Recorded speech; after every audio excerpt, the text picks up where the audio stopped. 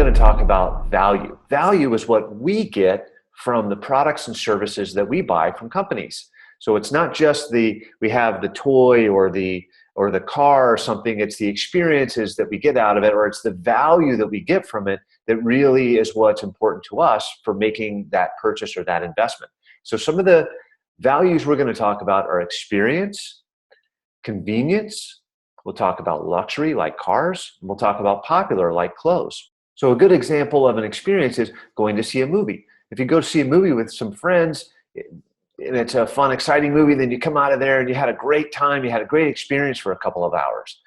There's value in that. So you spend money for the value of having the experience of watching the movie. Say that movie was $60. That's a great experience you spent money for. Now let's talk about that same $60 and you bought a great video game. And then you and your same 3 or 4 friends spent all summer long playing that video game. And you got hundreds of hours of experience and fun and making memories and sharing, memories with your friends. So that same $60 you spent in the movie for 2 hours, now you spent for a video game that gives you hundreds of hours of fun and experience. Which one of those 2 experiences has the most value in terms of the money that you spent? Now let's talk about convenience. So if your parents want to get a cup of coffee in the morning because they're running late and they have to go get gas anyway, well, if you go to the 7-Eleven, for instance, or an AM PM or a Circle K, and you can get gas, and then you can go inside and you can grab a cup of coffee real quick.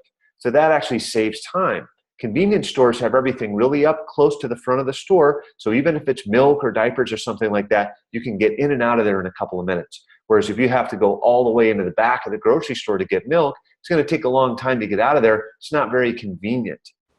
Luxury can be like cars with really nice leather inside, really nice stereo systems, even heated seats. Also, luxury can be resorts, like when your parents, when you guys go on vacation and you could stay at something like the Motel 6 or a Days Inn or something like that, which typically is like just on the road when you're on the way somewhere. Also, but if you stay at a resort where there's might be pools and even kid slides and a spa, that would be luxury compared to just staying at a regular little roadside motel. A luxury resort is very different, and there's a value in that. You spend more for it, but it's also costs a lot more to build a big, beautiful resort with all the amenities and the beautiful landscaping. Maybe even the location is on the beach as opposed to just being beside the road. So you have nicer views, and there's a lot that goes into luxury, but it's definitely a higher value than just getting your needs met, like just having a place to sleep overnight while you're on a road trip somewhere. And popular. That's another fantastic way to create value. All the brands that we buy, Abercrombie and Hollister and these types of brands, those are like popular brands. People want to wear those clothes. They're a little bit higher end. They're a bit more expensive than just shopping at Target, for instance, or at the Gap. So also, like having a swimming pool at your house, you'll be more popular because you'll have more people around. Having the cool video games like we talked about before, you'll have more people over playing video games, and that's something that's a value of being popular.